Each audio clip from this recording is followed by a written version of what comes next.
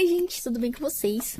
Hoje eu vim trazer meio que um quadro, talvez seja novo, não sei. Vamos ver como é que vai sair isso, que é indicando mangás, dependendo do gênero, aí do como minha cabeça tá boa pra fazer isso.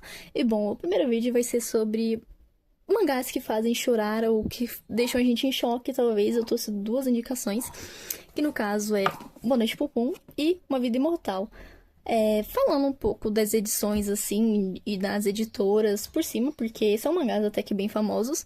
A gente tem primeiro Boa Noite Pum Pum, que é da editora JBC, nessa volume bem grande, são, eu acho que 2 em 1, se não me engano. Ele é completo em 7 volumes aqui no Brasil e tem volume mostrando todas as capas da edição. Eu vou deixar linkado no card aí em cima. Aí é uma edição, tipo, com folhas meio amareladas e tudo mais. Mas o foco não é falar sobre edição, é sobre falar dos dois em si. E a gente tem Uma Vida Imortal, que, como vocês podem ver, é um volume bem pequenininho em comparação ao Boa Noite Pum Pum. Ele é publicado aqui pela editora New Pop. Ele é bem pequenininho e ele é uma gracinha. Ele tem as folhas mais brancas. E bom, deixando eles assim, o que eu tenho pra falar sobre esses dois volumes? Eles, na verdade, me deixaram exatamente como essas duas figurinhas aqui, exatamente, em choque. Em si, o do cachorro me deixou mais em choque nesse aqui e o bicho chorando me deixou mais como esse aqui. Por quê? Exatamente por quê? Boa Noite Pum Pum, a gente vai ter a história de um garoto, a gente vai acompanhar a vida dele, na verdade. Entre criança, adolescente, jovem adulto e adulto, ver, tipo, exatamente como uma pessoa vive, né? Tipo, não é, tipo, aquela coisa florida, né? A gente vai ver exatamente o dia a dia dele. Dos amigos que ele conheceu, do primeiro amor, da primeira experiência, a gente vai ter exatamente isso tudo. Gente, no final disso aqui, eu fiquei em choque, tá? Isso aqui é uma coisa que, vamos supor assim, tem vários gatilhos. Se você é muito sensível, tipo, tem gatilho de abuso. Sim, tem muito nisso aqui, gente, que eu fiquei, eita, umas coisas aí que você fica, meu Deus, o que está acontecendo? Meu Deus, calma, vamos respirar aqui. Gente, no final a gente também tem uma coisa muito chocante que eu não imaginei que aconteceria, eu fiquei... Tem violência também, obviamente tem violência, tem gatilhos de violência doméstica, né, também. Eu fiquei em choque, mas é uma leitura muito boa se você quer. Tipo, é uma leitura mais séria. Muita gente romantiza isso aqui, né? O Boa Noite Pururuca.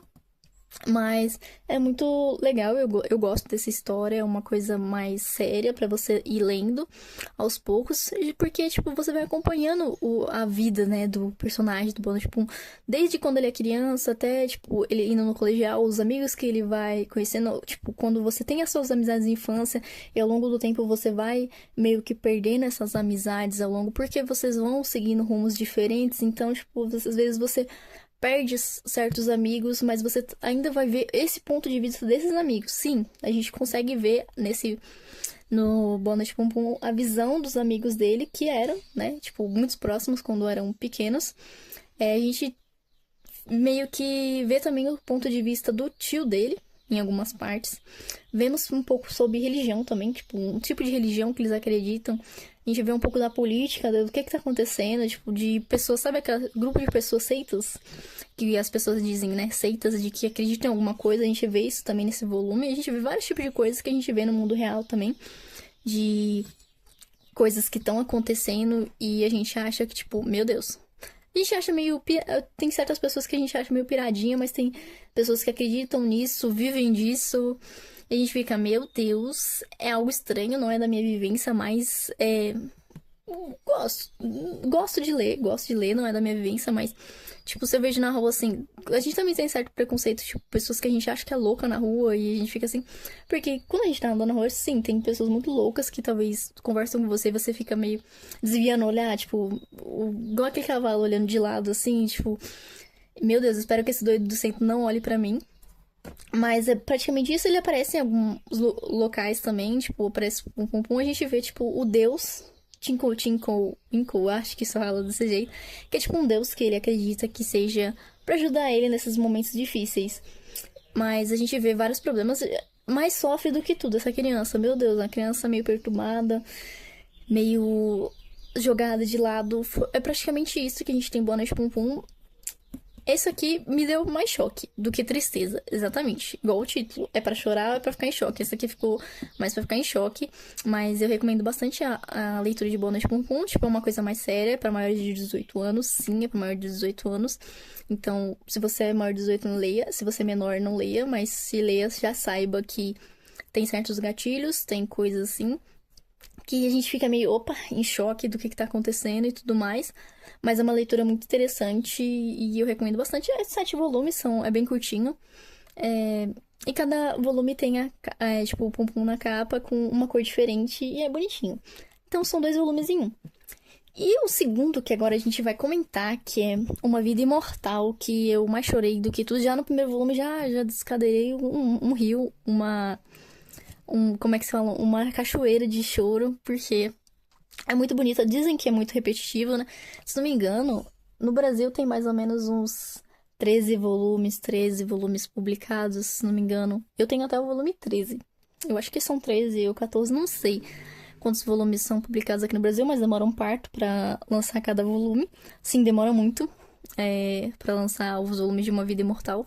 Dizem que é muito repetitivo porque é tipo aquele ciclo. Cada volume morre alguém, ele conhece, morre, e é literalmente isso que acontece. Nesse primeiro volume a gente vai ter a entrada do Fuji. Fuji é o nosso personagem, que é uma pessoa, um bicho que foi pra Terra, ele foi criado pela Terra pra ele viver na Terra e ir pegando conhecimento de como funciona a Terra. Ele chega como nada e vira uma pedra. Até que um lobo morre do lado dele e ele se transforma nesse lobo. Então, tipo, ele vai pegando as coisas que tem ao redor dele. Tipo, virou uma pedra. Um lobo morreu do lado dele, virou esse lobo. E por assim vai. A gente vai vendo a jornada dele ao longo desse tempo, dele, como é a vida na Terra, dos sentimentos, das pessoas que ele conhece. Sim, fica um pouco repetitivo, tipo, ele conhecer a pessoa, ela morrer, depois ele conhecer outra, ela morrer. Mas tem todo um contexto de que, tipo, ele vai aprendendo a cada pessoa que se vai, ele vai aprendendo uma coisa nova.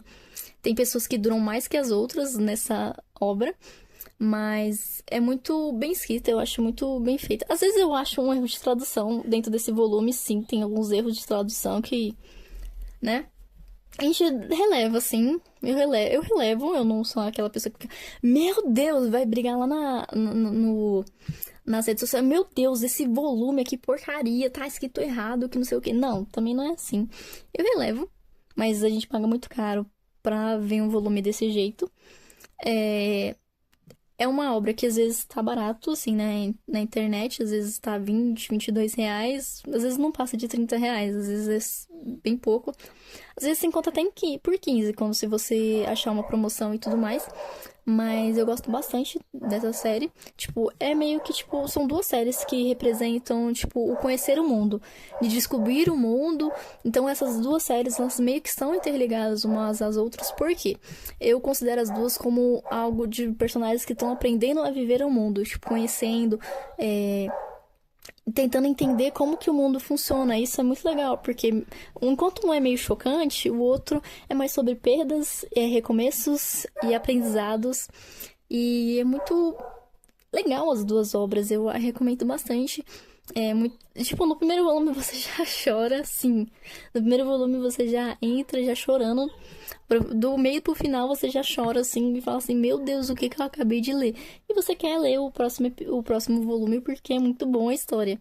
Esse aqui, se não me engano, tipo, ele vai começar numa era bem antiga e vai até se estendendo até os mundos modernos, os mundos atuais, que é uma coisa muito interessante de se ver. A gente vai vendo, tipo, cada época que ele vai vivendo, tudo mais. Sim, tem épocas que eles vão ver essa pessoa imortal, porque sim, ele se transforma numa pessoa futuramente, porque vai se desenvolvendo. Tem segredos, tem plots, tem muitas coisas muito legais que acontecem nesse volume, que eu fico, meu Deus, que coisa legal.